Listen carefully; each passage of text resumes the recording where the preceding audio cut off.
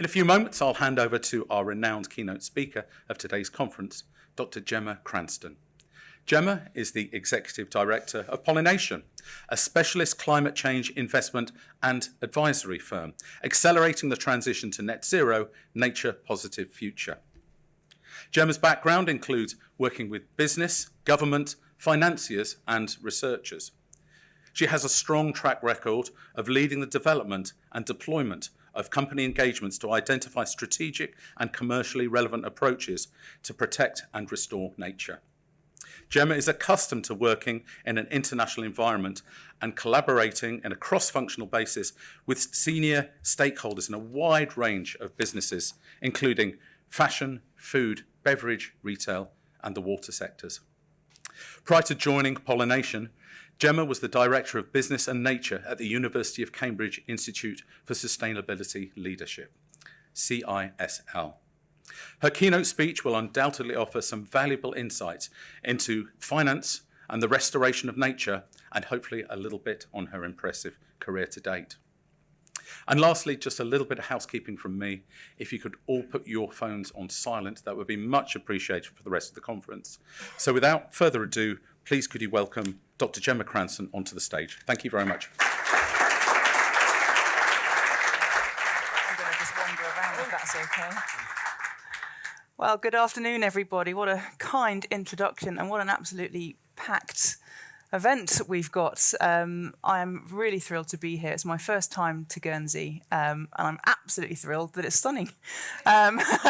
Yesterday was a bit of a shock to the system, and when we walked to Guernsey in the rain with high heels, in cobbles, I thought that was a little bit cruel. The other slightly cruel thing was Ben Goldsmith's keynote yesterday, where I then had to go back, nope, can't say that. Nope, can't say that either. So I'm going to give you a riff on his keynote yesterday. I will build on it. I will provide some additional colour to it. But hopefully you'll hear some slightly different stats and a slightly different sort of high-level perspective from me and bringing it back down to the finance community. And I can share some of my insights from some of the corporates that I've been working with as well. So first of all, I wanted to just give you some numbers. I think it's always nice to have some quantification to just sharpen the mind. So 3 figures, 83, 1 million, and 44 trillion. Now the 83 is actually a percentage. Now this is the amount of wild mammals that have been lost caused by human degradation. So humans have caused the loss of 83% of wild mammals by mass. The 1 million represents the potential of extinct animals that we could lose as a result, again, of human activities. And the 44 trillion is the $44 trillion that you've probably all heard the WEF speak about many, many times, which represents the total economic value that nature brings every year. 44 trillion is a big number. That's about half of global GDP. So there we go. We have a very clear link between the global economy and nature. We very much depend on it, and we must reduce our impacts as best we possibly can. Some nice examples. Pollinators. I'm from Pollination. I'm often asked, oh, you must know a lot about bees. I don't. I enjoy honey. I enjoy the products that are pollinated by bees and other species. But actually, if we were to lose all pollinators, and I don't include myself within that, we're looking at an average of $577 billion a year. And that's just one small element of nature that's uncosted. You don't get a bill from the bees. They're merrily going out there, doing their job. If you've ever seen the Bee Movie, and they all go on strike and they decide they're not going to do it anymore, that's a genuine thing that could happen if we don't think about the natural habitats that these bees require. And it's not just bees either. Fruit bats are the ones that pollinate palm trees. The tiny little midge, if anyone likes a bar of chocolate in the evening, one of my particular favourite things to help me relax, that and a glass of wine. If we didn't have that tiny midge, no cocoa, none. You can hand pollinate it, but there's one tiny little species that our cocoa agroforestry really, really do depend on. So quite stark. Talked about mangroves yesterday. The annual property damage would increase if we lost all of our mangroves by $1 trillion. So again, some fairly big numbers, potentially alarming trends, but who cares? Why is nature so important? And I often ask this to people. I say, what does nature mean to you? How do you think about biodiversity? Can you give me some examples? And people respond, oh, it's tigers, it's polar bears, humpback whales, the dulcet tones of David Attenborough. And those are things I love about nature. I love going out. I love being able to look out and walk outside and enjoy and breathe the fresh air, swim in the sea and all the rest of it. But the thing that we often forget is the intrinsic worth and the joy, but we forget about the day-to-day functioning of the businesses, the finance, and the global economy that fundamentally depend on nature and its services and its assets that we all use. So let's not just think about those incredible species. Let's think about the broader picture of nature and natural capital.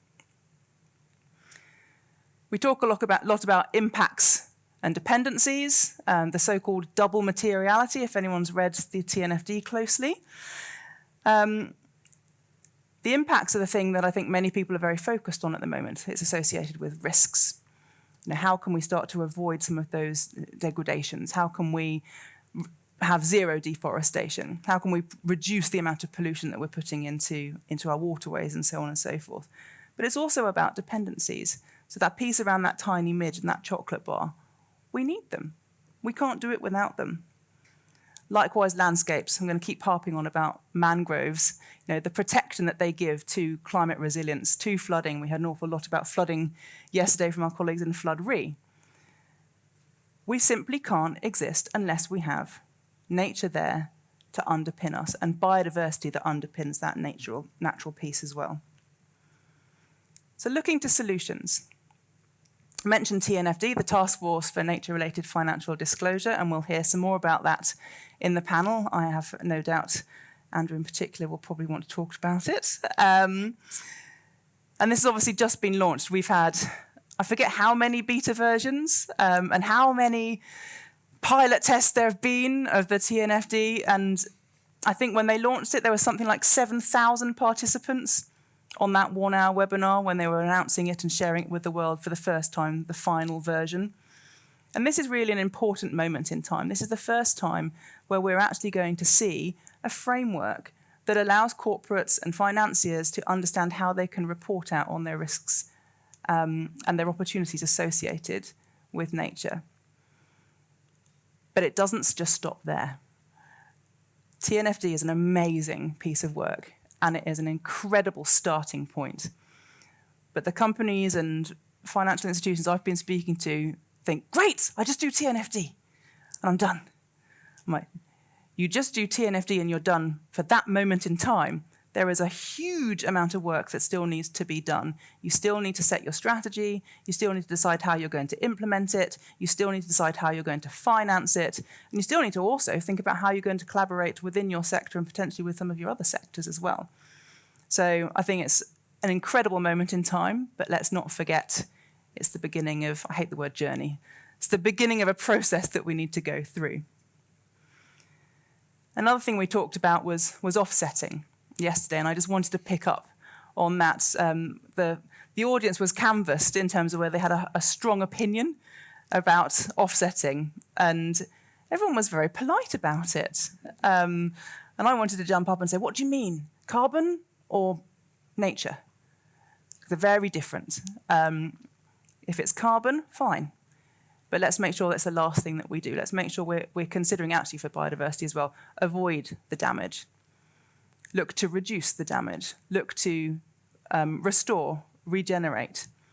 And then maybe you can think about offsetting once you've done all of those other things if it's your last case opportunity to make some sort of change. With biodiversity, it's totally different. You can't trade biodiversity. It's unfungible. You can't say, I'm going to offset this beautiful piece of Amazonian rainforest over here by planting some oak trees in Guernsey. It doesn't work because the ecosystem And the species and the biodiversity and the nature that's associated with that particular piece in the Amazon is totally different to what we've got over here in Guernsey. So I just want to put a word of caution to you all, that we can say biodiversity credits, absolutely. We should be encouraging our corporates and we should be encouraging our financial institutions, we should be encouraging our governments to find ways to deliver on their nature positive objectives and their ambitions. And you can absolutely use biodiversity credits to do that. And the nature markets are nascent, but they are coming. So there are many opportunities to potentially be leveraged in that space. But please don't try and offset biodiversity. Other ways of implementation. This is the other thing Ben nicked from me yesterday. He talked about Pakistan. He talked about this huge restoration project that's happening in the Singh province, in the Delta Blue. That's actually one of the projects Pollination's been supporting. It's the largest mangrove restoration in the world. What he didn't mention was one of the fundamentally important pieces when we're talking, so back to the credits piece, the carbon credits, we want to get the highest value, highest integrity carbon credit that you can actually get. So it's not just about sequestering and capturing the carbon, it's about engaging the local people, the indigenous peoples and the local communities who are actually the people planting those mangroves. And they need to get some benefit from doing that. So there's a benefit sharing mechanism that's also provided to them. We're also looking at being able to measure and monitor and verify some of those nature and biodiversity outcomes too. So it's not just a pure play carbon piece. And I think this is the way that the markets are starting to shift. And actually what we've been able to see is that in selling those credits, people are willing to pay significantly more because it's got a high integrity piece associated with it. There are many debates going on around the world around whether we need to separate biodiversity credits and carbon credits, or whether we stack them, or whether they need to become in one piece. I don't have the answers. Maybe next year we can come back and have a further debate around what's appropriate, but it's bringing those two pieces together and having a market value that people are actually willing to pay that I think is really, really interesting. And of course, that payment and the value you're getting out of it has to be patient, because those mangrove plants, those oak trees that you're going to plant, you can't switch on a switch and suddenly find, oh, look, I've managed to sequester 100,000 tons of carbon, because the plant's this small. It needs to grow. It needs to photosynthesize. It needs to capture that carbon. So we have to be patient. And I think that's a mindset shift that we need to be able to unlock, to be able to say, do you know what, it's okay. I'm not going to get returns in the immediate sort of 6 months to a year. It's going to be more 10 years to 15 years. And we're seeing funds that are being started out there. Climate asset management is one of them, where they're minimum 10-year tenure. And that's okay. And they've got lots of great projects and lots of great LPs in part of that. So I think that's really exciting. Another piece, a little closer to home. I think it's always nice. We have a lot of conversation around the global south, but we also have big problems in the developed north around farming, for example. Now, I hark from Cambridge. I live in the middle of the fens. I look out of my window and it's lovely. It's all agricultural, non-biodiverse fields, but it's great, lovely and flat. And my girls, I have two girls, and they think it's wonderful because they see the tractors coming back and forth, and they can tell me, "Mummy, it's a John Deere or a Massey Ferguson," and they can tell. And they'll tell me if it's got a plough or a cultivator or a roller on the back of it. And I just don't have the heart to tell them, wouldn't it be nice if actually we saw less machinery, and we saw less of the spraying, and we saw less of the irrigation and so on. And some of the farmers around us are looking at a more regenerative approach. And I think that's my top tip, I think, for COP. I think regen ag's going to be the thing that many people are going to be talking about. And there's quite a lot of interest. But the problem we've got is if we want, and we've got large corporates who are making many commitments towards nature positive, we're going to have 1 million hectares that have now been transitioned into regenerative agriculture. Who's actually going to deliver that? It's not going to be the Mars employees. It's not going to be Unilever who are actually doing it. It's the farmers. It's the people on the ground who need to make that change. Well, are they going to be compensated to do that? Question mark. And if they're not, they're already under a lot of pressure and a lot of stress, and they're not exactly profiteering hugely, and there's a huge amount of risk. But you've got these brands who are saying, but we want you to move to regen. We've made these commitments. We've also made net zero commitments, so we think that's going to help us to be able to live with that. So we end up in a really challenging situation where we've got costs to be able to transition are going to go up, and the risk is also quite high because that transition, not many farmers have actually done a full-blown transition. There's no data out there that says, you know what, there might be a small slump in productivity, but give it 5 years, 3 to 5 years, you'll be gravy. You'll be fine, no problem. What's that farmer going to do in that 3 to 5 year period where they're finding that their crops yield is significantly diminished and they've had to invest however much on new types of tech or new types of farming approaches? And that's just in the UK and in Europe and the US. So how do we unlock that? So we've been having these conversations to try and say, do you know what? There's not one actor that can actually resolve this.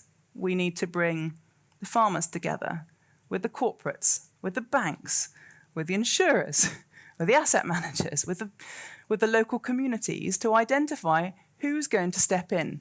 And if you can pull one lever, what does that unlock within the system that then enables others? So can we de-risk it? Can we provide a simple framework that farmers can work towards that a number of different food companies are all bought into? And the banks recognise, oh, I can see that, you've de-risked that now, now I'm willing to offer a preferential loan. Let's find out what's actually possible with regards to that.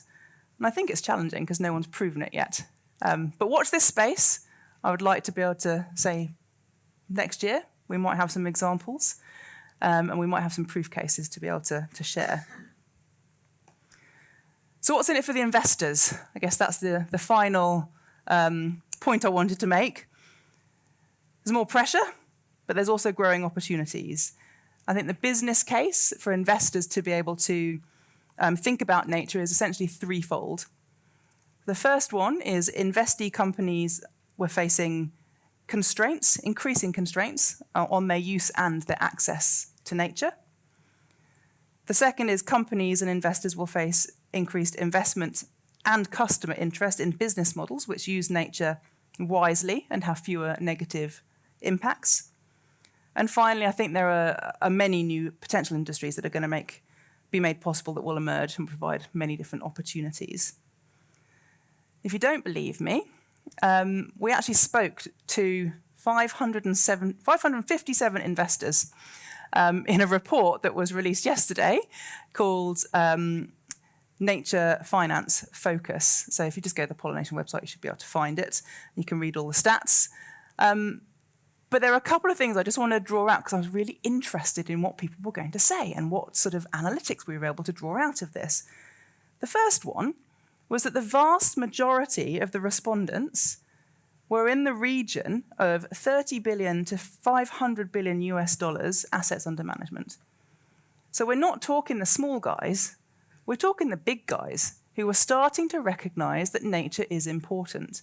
And they took the time to talk to us and to share their thoughts. So institutional in scale. And the second point I wanted to make was that 63% of them saw that opportunities in nature was the primary motivator for them wanting to engage. And that blew my brain a little bit because risk is everything to so many people. That was what's driven the climate agenda. It's all been about risk. And to finally hear a group saying, do you know what, I think this is an opportunity for us now. I felt like the clouds had parted And there was something exciting and something tangible that people are motivated by positivity. They don't want to deal in risks. They want to deal in opportunity and forward-looking. And we've got the Global Biodiversity Framework that was set at COP15 in Montreal. And that's got a whole host of different targets. So we want to conserve and restore 30% of our lands and our seas by 2030. And with growing stakeholder pressure, the need to demonstrate impact and to grab hold of those opportunities is absolutely growing. So I think there's two tasks potentially to take forward. One is to understand and reduce your risk and impact associated with nature. And the second is to then find models, investing in models that are actually going to improve nature and enhance it. Sounds easy, right? And there are some really nice, straightforward steps that you can do to evaluate your portfolio and things like that. I'm very conscious I've only got 30 seconds left, so I'm going to wrap up. And I won't sit here and say I've got another story, because you'll hear more from me in a moment anyway in the panel. But I just thought it would be useful just to think back to some of those big stats. Nature is in crisis. Climate is in crisis. It's a twin crisis. We need to find answers. Channel your inner David Attenborough, but also let's get commercial about this. Let's find out what the real market opportunities are to work with nature rather than against it. I think we need true systems change. And the only way to do that is collaboratively, with passion and with ambition. So thank you all so much for listening.